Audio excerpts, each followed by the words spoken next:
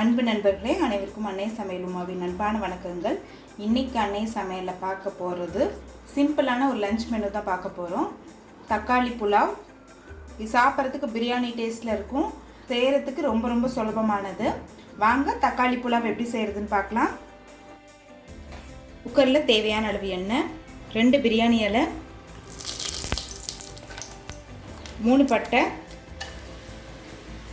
2 ஏலக்காய், 1/2 டீஸ்பூன் சீரகம்.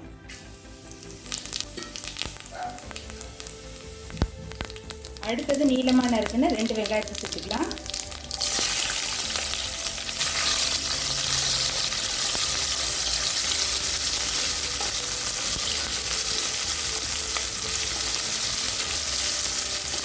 ரெண்டு பச்சை மிளகாய்,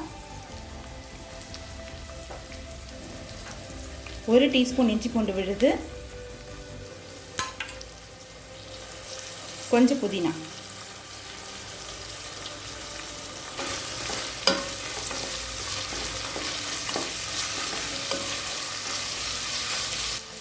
அடுத்தது 1/4 கப் கேரட் சேர்த்துக்கலாம். 1/4 கப் கேப்சிகம்.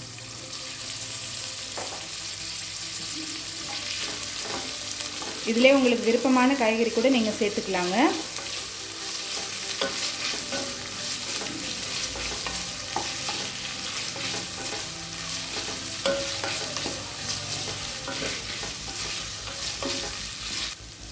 அடுத்தது 4 தக்காளியை மிக்சியில் நைஸாக அரைச்சி சேர்த்துக்கலாம்.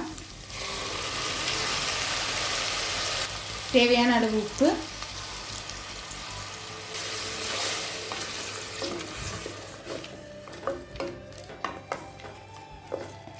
இந்த புலாவுக்கு தக்காளி அதிகமாக போடணும்.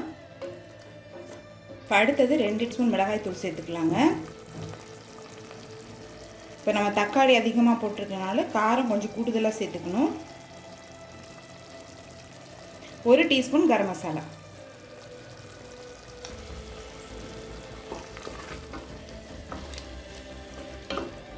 இப்போ மிளகாத்தூள் வாசனை போக 1 நிமிஷம் வரைக்கும் நல்லா வதக்கிக்கலாம். அடுத்தது தண்ணி சேர்த்துக்கலாம்.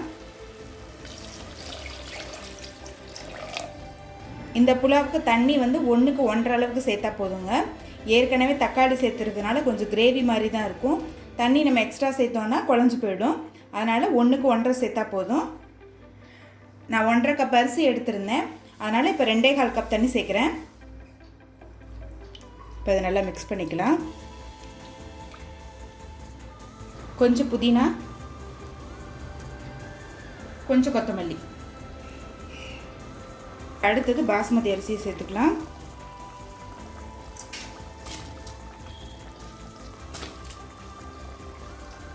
நான் 1.5 கப் பாஸ்மதி அரிசி எடுத்திருக்கேங்க. பாஸ்மதி அரிசியில் பண்ணுறேன். நீங்கள் விருப்பப்பட்டீங்கன்னா எந்த அரிசியில் வேணால் பண்ணலாம்.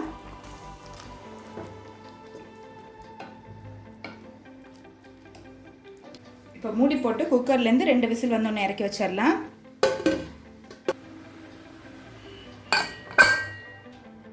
இப்போ குக்கர்லேருந்து 2 விசில் வந்துருச்சு.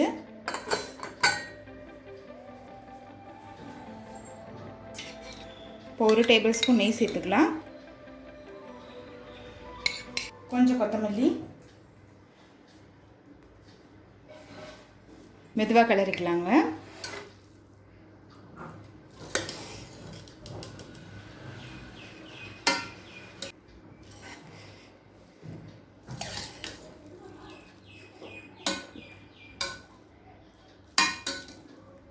தக்காளி புலாவ் ரெடி ஆகிடுச்சுங்க. சர்வ் பண்ணிடலாம். சுவையான தக்காளி புலாவ் ரெடி ஆகிடுச்சு. ரெசிபியை ட்ரை பண்ணி பாருங்கள். கண்டிப்பாக உங்களுக்கே பிடிக்கும். ரெசிபி பிடிச்சிருந்ததுன்னா வீடியோவை லைக் பண்ணுங்கள், கமெண்ட் பண்ணுங்கள், ஷேர் பண்ணுங்கள். இது வரைக்கும் அன்னை சமையல் சேனலை சப்ஸ்கிரைப் பண்ணலன்னா சப்ஸ்கிரைப் பண்ணுங்கள். தேங்க்யூ.